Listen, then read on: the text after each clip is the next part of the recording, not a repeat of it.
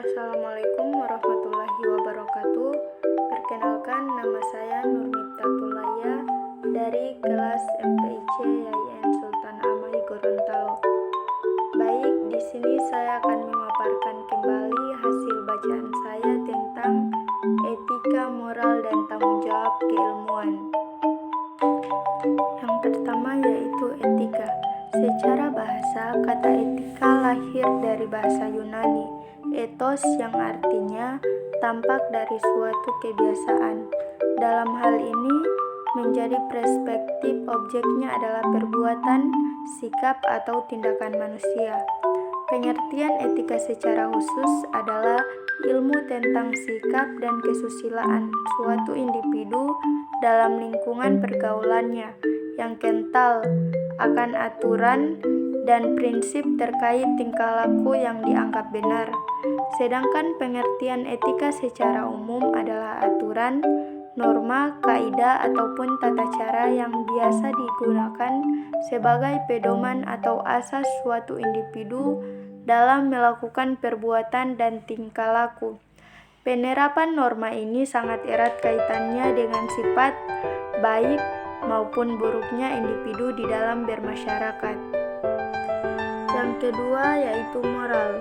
Secara umum, pengertian moral adalah suatu hukum perilaku yang diterapkan kepada setiap individu dalam bersosialisasi dengan sesamanya, sehingga terjalin rasa hormat dan menghormati antar sesama. Pendapat lain mengatakan, arti moral adalah sesuatu yang berhubungan dengan prinsip-prinsip tingkah laku, akhlak, budi pekerti, dan mental, membentuk karakter dalam diri seseorang, sehingga dapat menilai dengan benar apa yang baik dan buruk. Moral adalah produk yang dihasilkan oleh budaya dan agama, yang mengatur cara berinteraksi seperti perbuatan, perilaku, dan ucapan antar sesama manusia. Dengan kata lain, istilah moral merujuk pada tindakan, perilaku seseorang yang memiliki nilai positif sesuai dengan norma yang ada di suatu masyarakat. Adapun jenis-jenis moral yang pertama yaitu moral ketuhanan adalah semua hal yang berhubungan dengan keagamaan atau religius berdasarkan ajaran agama tertentu dan pengaruhnya terhadap diri sendiri. Yang kedua yaitu moral ideologi dan filsafat adalah semua hal yang berhubungan dengan semangat kebangsaan, loyalitas kepada cita-cita bangsa dan negara. Yang ketiga yaitu moral etika dan kesusilaan adalah semua hal yang berkaitan dengan etika dan kesusilaan yang dijunjung oleh suatu masyarakat, bangsa, dan negara secara budaya dan tradisi. Dan yang terakhir yaitu moral disiplin dan hukum adalah segala hal yang berhubungan dengan kode etika profesional dan hukum yang berlaku di masyarakat dan negara. Dan yang terakhir yaitu ada tanggung jawab keilmuan. Aholia Puatwoli telah meletakkan berbagai prinsip dasar dalam hal memahami tanggung jawab, pengetahuan, dan keilmuan. Istilah tanggung jawab secara etimologis menunjuk pada dua sikap dasar ilmu dan ilmuwan, yaitu tanggung dan jawab, ilmu dan ilmuwan, termasuk lembaga keilmuan. Dalam hal ini, wajib menanggung dan wajib menjawab setiap hal yang diakibatkan oleh ilmu itu sendiri, maupun permasalahan-permasalahan yang tidak disebabkan olehnya.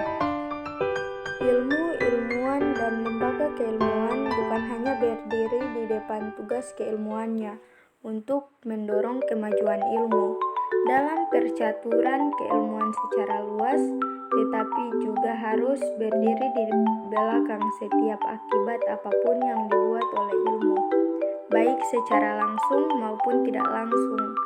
Ilmu dalam ilmuwan, termasuk lembaga keilmuan, tidak dapat mencuci tangan dan melarikan diri dari tanggung jawab keilmuannya.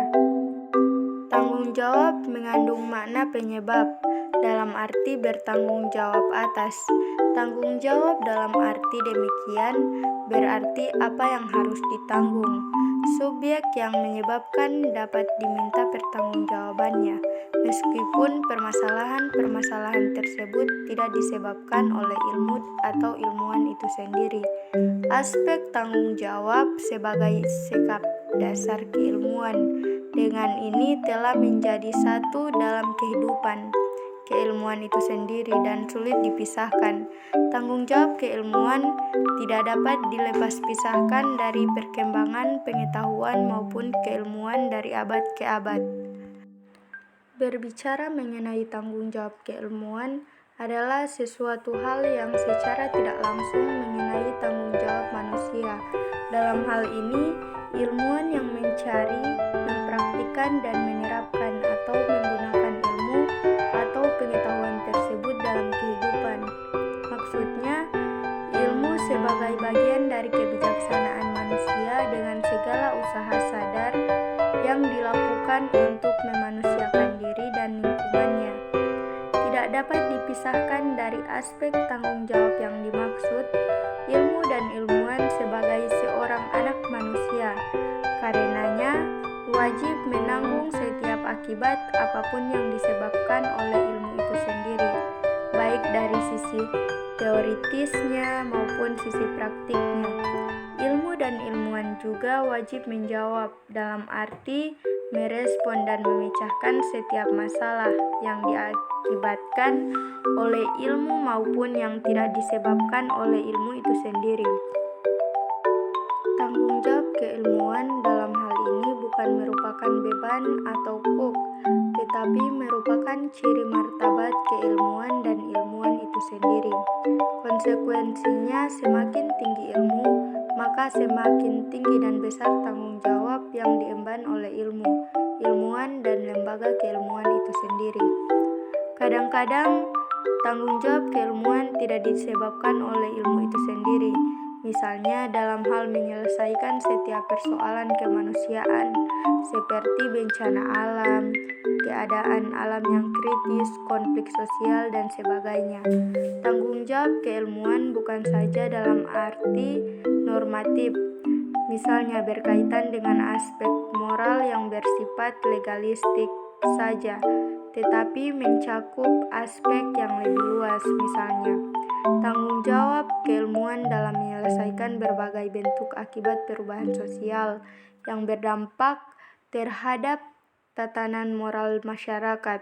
Jadi, tanggung jawab keilmuan juga memiliki arti mendudukan manusia pada kedudukan martabat dirinya, sehingga di satu sisi tidak diperalat oleh ilmu dan ilmuwan demi mencapai prestise dan supremasi ilmu, atau di sisi lain tidak tergila oleh kebodohan dan kemelaratan hidup karena lingkaran setan ketidaktahuan yang melilit dirinya.